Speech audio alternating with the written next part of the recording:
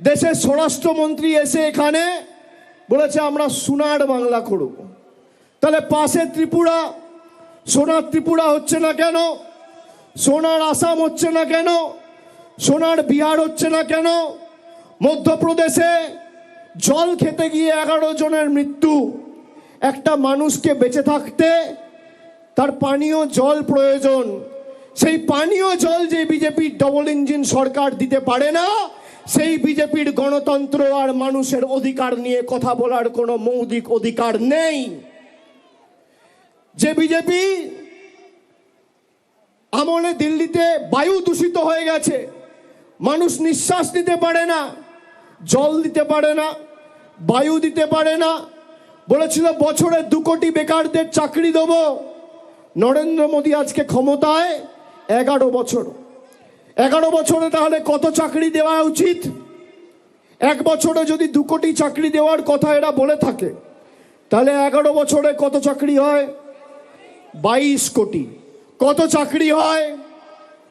এদিকে যারা আছেন 1 বছরে 2 কোটি চাকরি দেবো বলেছিল, 11 বছরে কত চাকরি হয়? 22 কোটি। ভারতবর্ষে কটা বিধানসভা আছে?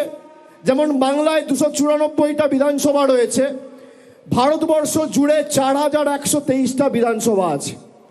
এই 4123টা বিধানসভার মধ্যে আমি বাংলার কথা ছেড়ে দিলাম, যদি গুজরাট বা উত্তরপ্রদেশের একটা বিধানসভায় নরেন্দ্র মোদী সরকার দেখাতে পারে 22 কোটি চাকরি আর 4123টা বিধানসভা, আপনি যদি ভাগ করেন তাহলে প্রত্যেক বিধানসভায় 53,000 চাকরি দেওয়ার কথা।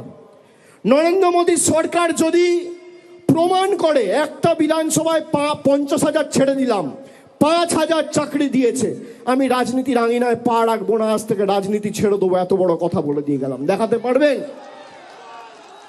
মিথ্যে কথা, মিথ্যে প্রতিশ্রুতি, মিথ্যে জুমলা, আমাদের অপমানিত করা, আমাদের কৃষ্টি সংস্কৃতিকে বাংলাদেশি বলে দাগিয়ে দেওয়া, এরপর বিজেপির কাছে আমাদের গণতন্ত্রের উবাচ নিতে হবে।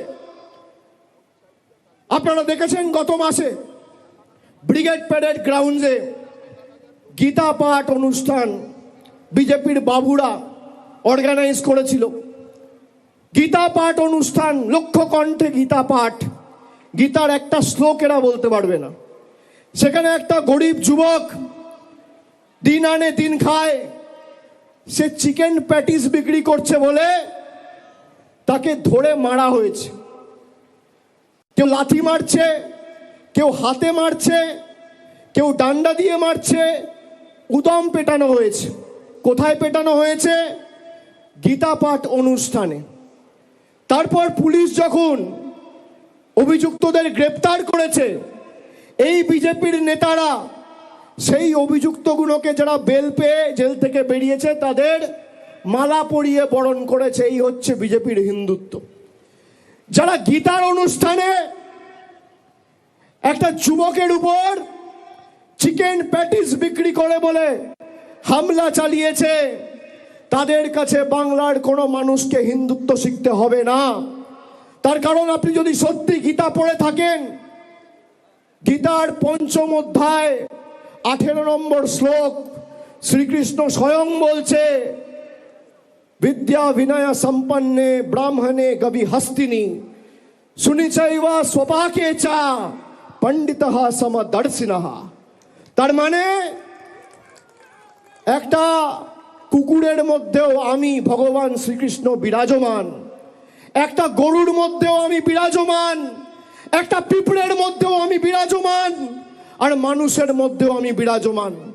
সে গীতা পাঠের অনুষ্ঠানে একজন যুবককে চিকেন প্যাটিস বিক্রি করে বলে মারছে, এর জবাব বাংলা দেবে না? কে কি খাবে, কে কি পড়বে, কে কি বিক্রি করবে, কে চিকেন রোল খাবে, কে ফিশ পকোড়া খাবে, কে চাউমিন খাবে, কে ভেজ প্যাটিস খাবে, কে ডিমের ঝোল খাবে, কে কাতলা মাছ খাবে, দিল্লির বাবারা ঠিক করবে, দিল্লির নেতারা ঠিক করবে। আমরা কি পড়বো, আমরা কোথায় খাবো, আমরা কি কোথায় থাকবো, কি রঙের জামা পরবো, কাকে ভালোবাসবো, কাকে বিয়ে করব, আমার ফ্রিজে কি থাকবে, পাতে কি থাকবে, পরনে কি থাকবে, বিজেপির দালালরা ঠিক করবে? যতদিন মমতা বন্দ্যোপাধ্যায় তৃণমূল কংগ্রেস আছে, বাংলার মানুষের দিকে যদি চোখ উঁচু করে তাকিয়েছো, চোখ তুলে তাকিয়েছো, গণতান্ত্রিক ভাবে যেভাবে মানুষ জবাব দিয়েছে 24 আর 21 ভোটে, 26ও ব্যতিক্রম হবে না। আমি দক্ষিণ 24 পরগনার মায়েদের, ভাইদের, দাদাদের, সমবয়সীদের বলবো, আমি কাল থেকে জেলার বিভিন্ন প্রান্তে যাব। খালি এই জেলার দায়িত্বটা আপনারা নিজের কাঁধে নিন, বাকি বাংলা আমরা সামলে নেবো যারা তৃণমূল কংগ্রেসের সৈনিকরা আছি। আপনারা নেবেন?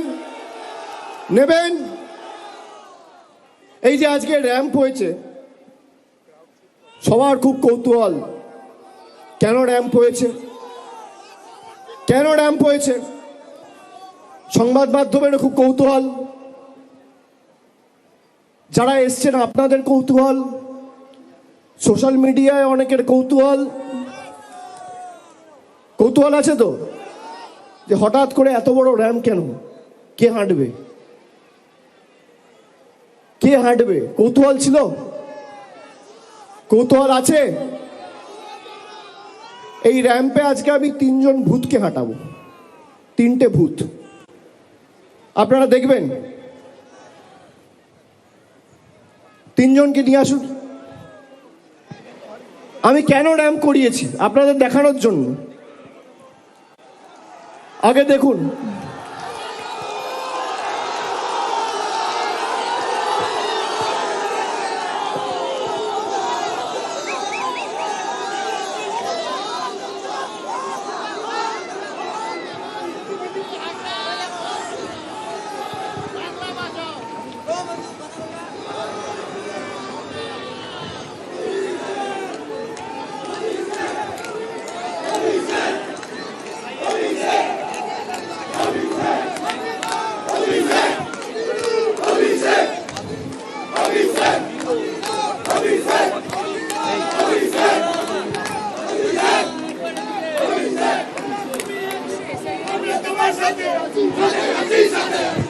আসুন দিদি আসুন।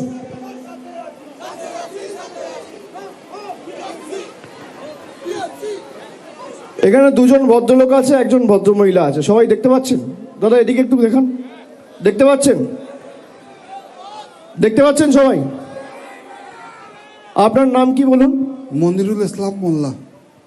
আপনার নাম কি দাদা? হরে কৃষ্ণ গিরি। আপনার নাম কি বৌদি? মিসেস মায়া দাস। আপনারা দেখতে পাচ্ছেন? এদিকে যারা আছে, এদিকে যারা আছে, এদিকে যারা আছে, সংবাদ মাধ্যমের বন্ধুরা সবাই দেখতে পাচ্ছেন? এখানে আমি একা আছি, আমার পাশে 2 জন ভদ্রলোক, একজন ভদ্রমহিলা আছে।